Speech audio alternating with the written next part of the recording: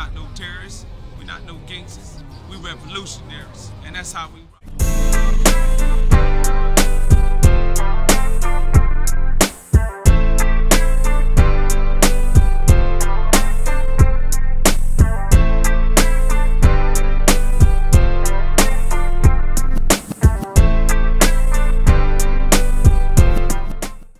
Man, now your last story, man, you kind of inspired me to ask this question. Since you were talking about you getting rack packed by some females, man. Yeah, I said it, nigga. Yeah, I wasn't expecting that one, nigga. Yeah. Yeah, Mr. Player, over here. Yeah. Hey, BJ, you were asking for that one, though. Let's give it gangster. You were asking for that one. Hey, probably for a while. They were just she was just holding out, holding in or something. Yeah, probably for a while since I was playing the field on her. Man, see, she found out when she walked to that store. And when they seen your ass out there, they start talking amongst each other. Yeah, girl. Oh, yeah, that's BJ. That's my man. That's your man. He fucked me yesterday. Yeah. So, BJ, this is what I want to ask you, man.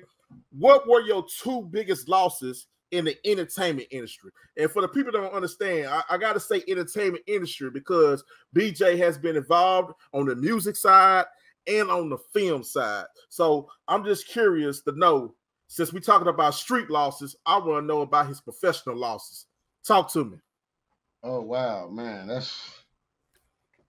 So what the question was, two of my biggest losses and experiences, basically, right? Yeah. Okay. Well, then that takes us to Reese Cup, man, aka Tyrese Gibson. And I gave him the nickname Reese Cup back then, man, because you know he was soft like a Reese Cup candy, you know, with the earring in his navel and the earring in his chin, and you know I was on the nigga head because he stole my concept. He took my 2,000 watts album title. I executive produced, and I produced the album called 2,000 watts, bro. And he took the album title 2,000 watts and he ran with it and took it back to his record company, the label he was signed under back then, because he got signed through a music director teacher named Reggie, rest in peace, from Locke High School. Everybody knowing Reggie was a great music teacher, and he mentored Reese Cup. And so Reese Cup got signed for a Coca-Cola commercial. And at that time, he was managed by GP, which is OG Greg Sparks from Rolling 60s. Greg Sparks was a manager back then, man. He was like, basically, he was the big U from that side while U was locked down. GP was handling a lot of business in the music industry with a lot of cats. You just didn't really know about it because he ain't one of them type of dudes or OGs that move loud or move a certain way. He quiet, man, and he's a real laid back, collective type of cat, man. That's why I fucked with GP and I respected him because I liked his style, man, and his get down the way he carried himself, man. So shout out to OG GP, man, from Rolling 60s, man. But GP was managing him at the time. No, excuse me. GP had just got a hold to him once he got signed. He wasn't managing him when he did the Coca-Cola commercial because he wasn't hot yet. But the Coca-Cola commercial blew up. So now the public started getting wind of him. And who is this little black kid on the Coca-Cola commercial, man, that we keep seeing this all in our face? You see it like constantly, 24/7, around the clock, 2-3 times or 4 or 5 times a day on your TV. It was either the Coca-Cola commercial or the Rodney Allen Rippey commercial. It's Too Big to Eat, which was Jack in the Box. Jack in the Box used to have a black kid was the face of Jack in the Box all during the 70s. How about that, you guys? A black kid. Rodney Allen Rippey was the face of Jack in the Box. Damn, so, you teaching us today. Yeah, it's real talk. Rodney Allen Rippey was the face of Jack in the Box, bro. And he was the face for them there for a whole decade, for the 70s. You know what I mean? And it was simple. He used to come on with the jumbo jack and say, "Oh, it's the jumbo jack," but he kind of looked like buckwheat. So it was kind of subliminal to us, to black folks, in a sense, because he was like a black kid, but resembled one of the Little Rascals. And it was like, "Oh, it's too big to eat," because it was this one they really served real hamburgers to us. I don't know about today, but our jumbo jacks was like this, bro, literally. And the motherfuckers was $1, $1.10, 20 cents at the most with tax. like this: real beef, lettuce, a tomato, and cheese, and pickles. And so, anywho's, Reese Cup went on to blow up. This commercial blew up. So RCA grabbed him and they signed him to a record deal. So now here's this young kid. They grew up, lived with his grandmama on 110th and Watts, and went on to get signed to a record label. So somehow, not knowing the history of how they connected, but somehow GP got a hold to him and GP started managing him. So from there, GP is the reason why he got into film. This is how he got into movies, because of Greg Sparks. Once Greg Sparks started managing, then his film career took off because GP was connected to a few individuals in the film world as well, specifically John Singleton. He had a direct relationship with John Singleton. So, and I'm gonna tell you the story of two of my major losses. And two of my major losses was, with the late great John Singleton, which is the story we're talking about right now, and then the director, producer, writer, actor Vondi Curtis, which I had a relationship with Vondi Curtis. I started out, he gave me my first, I worked on my first documentary film with Vondi Curtis. So, anywho, Reese Cup blowing up. And me at this time, what I'm saying, like I say, at this time, I'm in the streets and I'm building my label, Paper Chase Entertainment, which is PCE. Before there was TDE, it was PCE, Paper Chase Entertainment. So I had one of the biggest buzzes in the streets of LA during that time as an independent record label.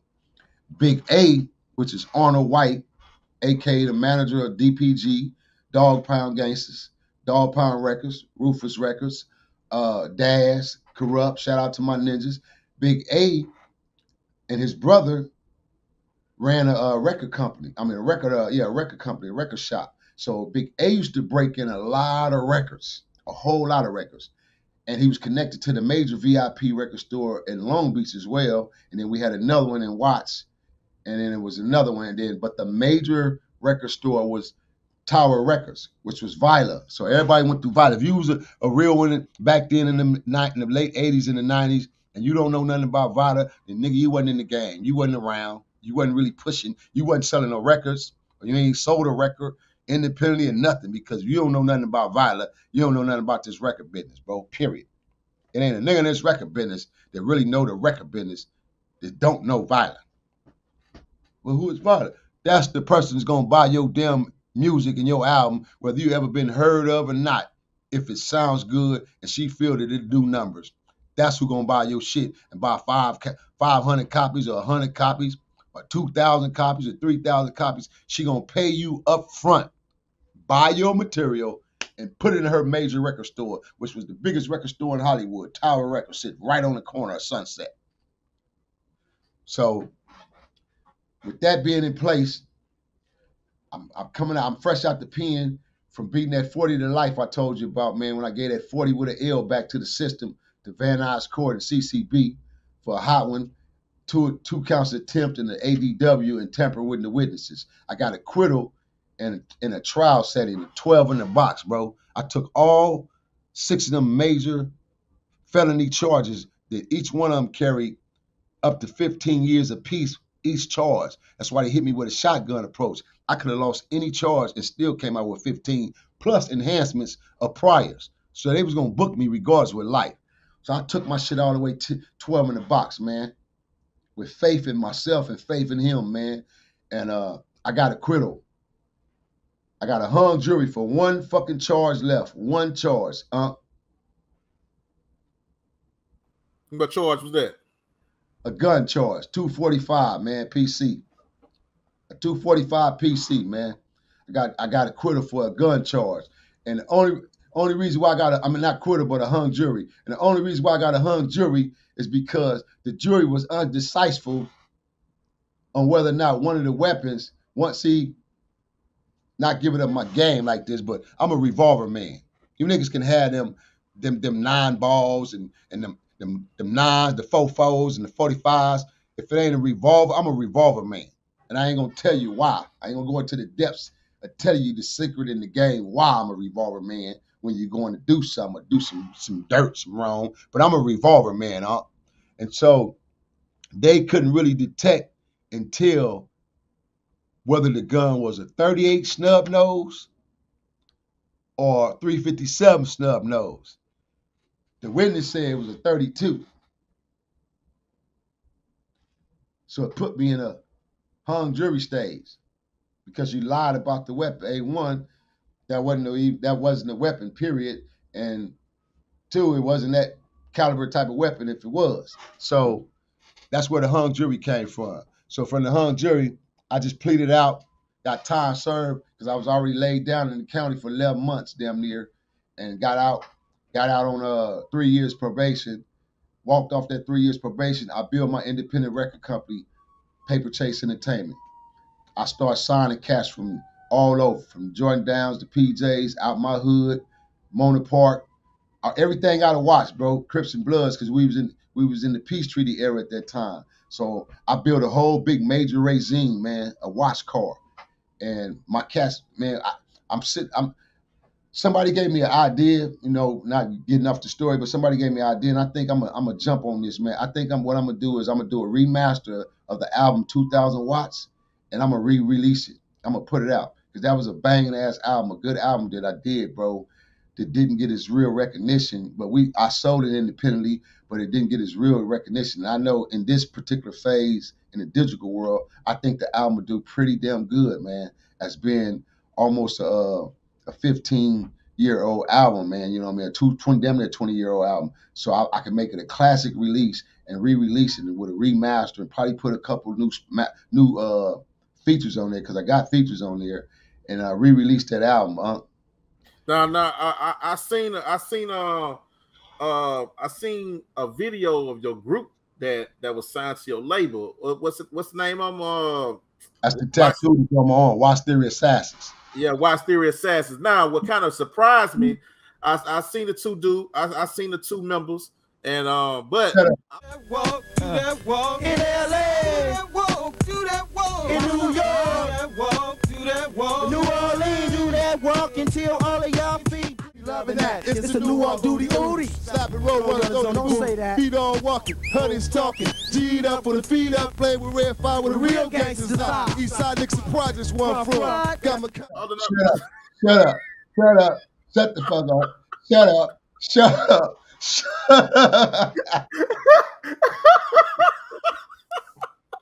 Hey, up. What's up? You see the nigga come out of nowhere spitting, huh? Yeah.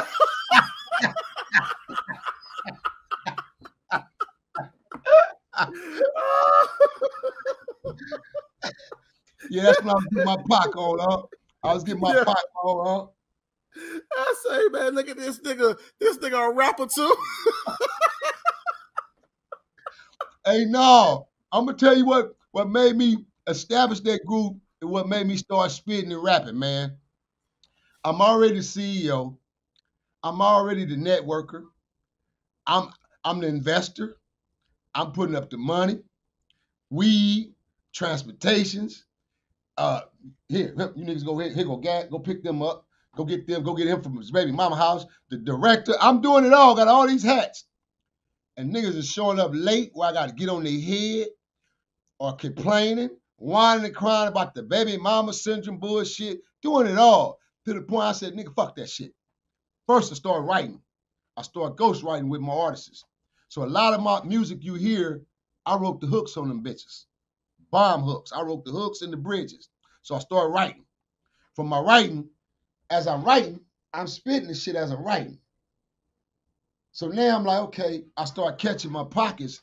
So my homeboy K Doja from 84 Swan, / producer / rapper, I started hanging around with Kato and S-Class and Stomp and a couple other producers. And so with them, it's really where my style was developed. Kato was the one that really, really helped me on my style because he taught me how to in sync in pockets, like spit and drop in pocket. Because at first I was rapping and I would just rap. And if it was some breathing room right there or a pocket where I didn't have to rap right there because I could come back in and put an ad lib right there and fulfill that pocket up. See, I didn't know that at first. And he taught me all that shit. So once I learned that, I got the flowing on these niggas. And my flow just got better, and better, but I didn't take it serious. And I was just thinking about this shit just about a couple of months back to myself. I said, boy, if I'd have took myself serious musically, I could have launched a solo career for myself, guaranteed. A1, I was an impeccable writer, still right now today. That's why I write dramatically, I write epically, and I went to school for writing, got my degree in this shit. So I can write my ass off. I experienced so many things in life. I've been so many different places. So I was a perfect candidate, bro. And once I got my style and my flow, and then once Pop came along and Biggie, and I started watching other rappers, homie, I could have learned from them dudes and really took myself to a whole nother level with this shit. But instead, I built that group, Watch Theory Assassins, which was me, Colonel Savage Beast, and Lieutenant Nutshell. Nutshell was from Hoover, from 9 Dukes Hoover, and Savage Beast grew up in the Jordan Downs.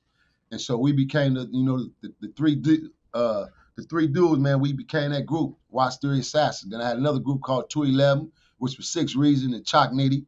Chalk Nitty is OG Genesis relative. That's the black nigga you see on the road on tour with Chalk with OG Genesis and Shaka Raka, man, from A4. All of them is relatives. Shaka Raka used to, work under me and shit when he first started in the game, man. I got a few things on Shaka. I got some drops on Shaka.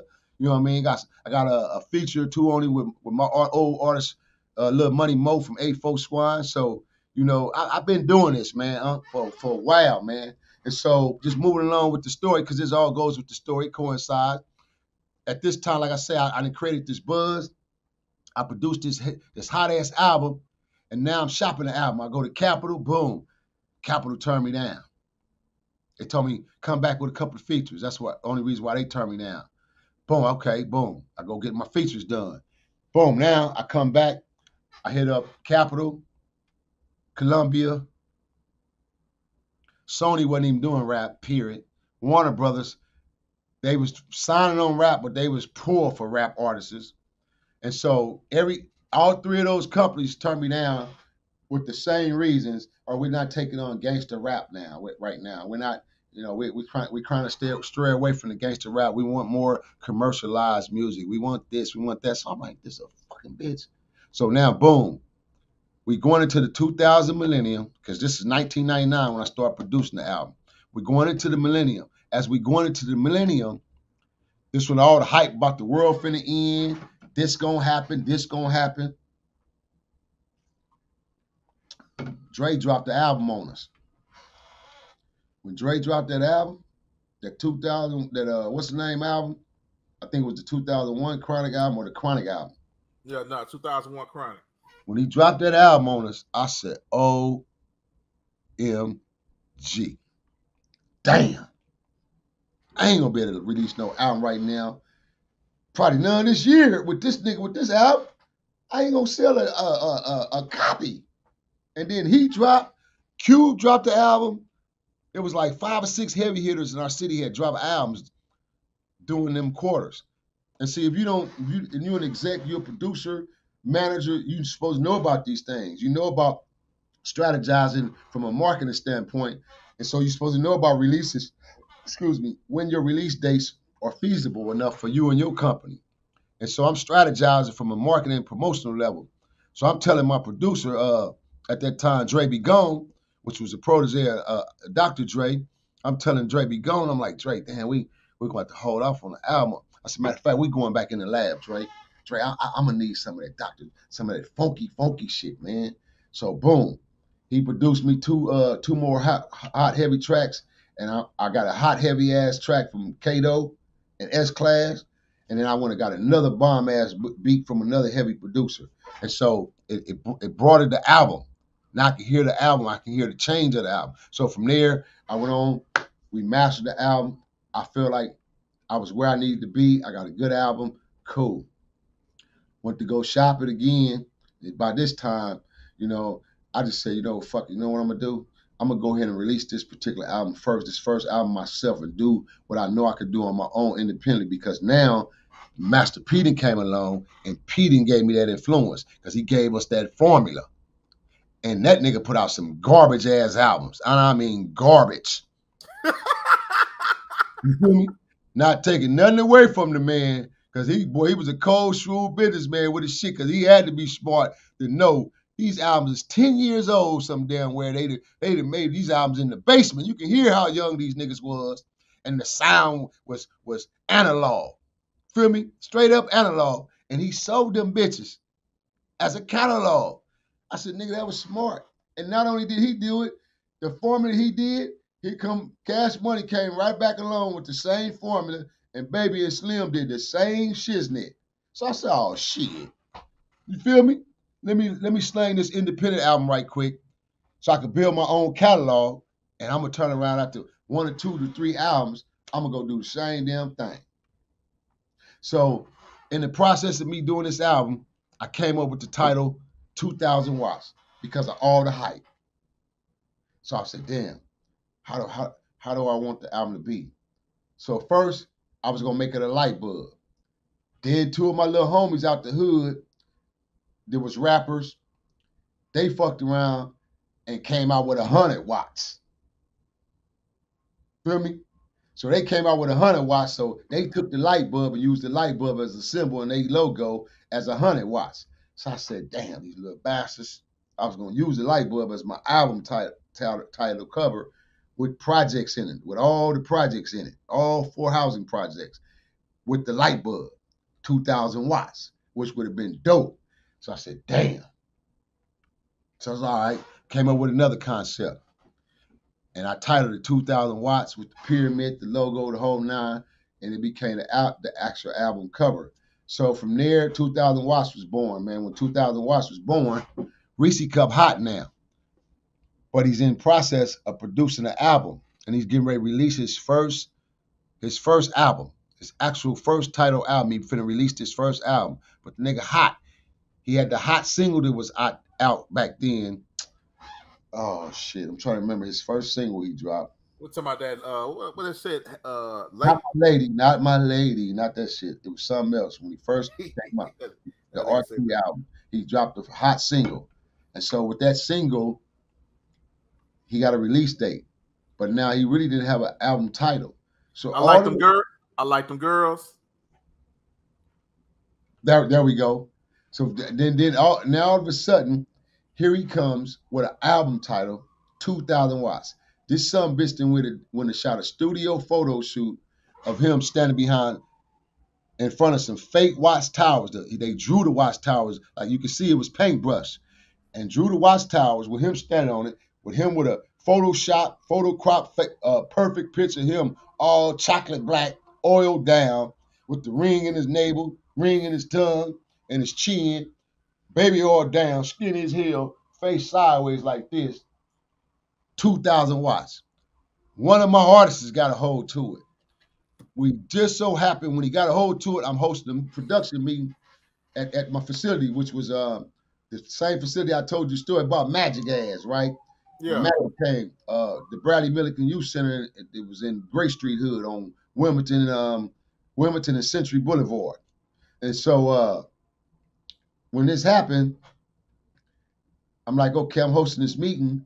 And then my artist come in, he said, hey, Cap, he said, man, look. He said, Tyrese is trying to, he used our album title. And I get the shit, I look at it, it's a like a promotional poster. And I'm looking, and I go, what the fuck? Homie, I'm hot, I'm boiling hot. Because I just changed us over from CMBs to PCE, to Paper Chase Entertainment, because I started out as Cash Money Brother Records. And when Baby and them hit, I said, oh, damn, I'm gonna have to change my title. Because, I'm in the process of learning the game, so I didn't want to clash with them and try to keep the name, and them niggas was already hot. They was already coming on the scene. And when they blast on the scene, them niggas was hot. Them, Lil Wayne and Hot Boy Turk and BG and Juvie, man, them niggas was smoking at a young age. Them niggas was smoking. So I said, damn, I got to change my shit. So I changed up from CMB, from Cash Money Brothers, to Paper Chase Entertainment. And so from there, like I say, I see this damn shit, so I'm hot, man. I got a call and an invite to a Jamie Foxx party. So we went to that party that weekend, that Saturday. This was like during the week, probably on a Thursday or Wednesday, when I had that meeting and practice. Because because I used to have rehearsals 3 times out of the week. They had mandatory rehearsals, and we had a big old roof on top of our building, then a big gymnasium. So I had all of it booked up. So I would split my crews up and give them their different assignments, and we have rehearsals. And plus, because I constantly kept them in shows. And so from there,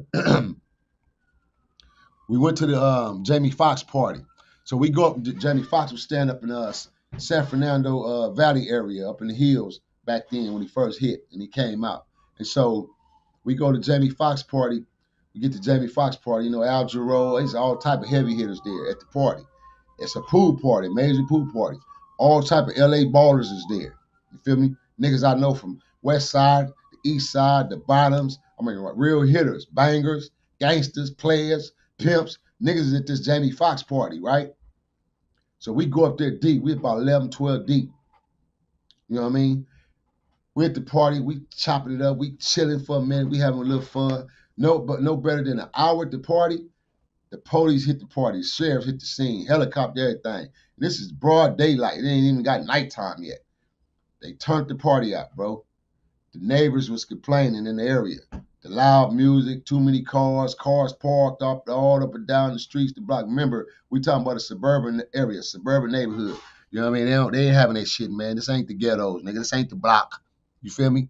So they complained. And matter of fact, Belle Biv and Nouveau lived 20 minutes up the street from this particular house I'm talking about. They lived in the area. That's how I met Michael Bivens and them. That's how I started fucking with the New Edition and them back then. And so we leave the party. Now, we strolling going back to our cars. As we strolling going back to our cars, I walk right past a white Audi. Smoke black tinted windows. Not white, all black Audi. Smoke black tinted windows on this bitch. Clean as a bitch, man. Clean. Stupid clean. I'm talking about like a 2000 Audi, right? Clean, brand new. We walk right by. It's a nigga sitting in the Audi. It's a broad sitting in the passenger seat when we first walked by. I just happened to glance over, keep it pushing, not realizing who it is sitting in the Audi. So when we walk by, we get probably about a good 10 to 15 feet away from the Audi, and one of my boys say, Nino, he say, Cap, big homie. He said, there go the food right there in the car. There go Foodio. And I'm going, Foodie, who, nigga, who, Foodio, who? He say, the singer Food, man. I said, Tyrese? He go, yeah. And as soon as I spit, everybody spent with me. Boom. So now me and my whole crew, we spit. And I bail right up on the Audi. I walk.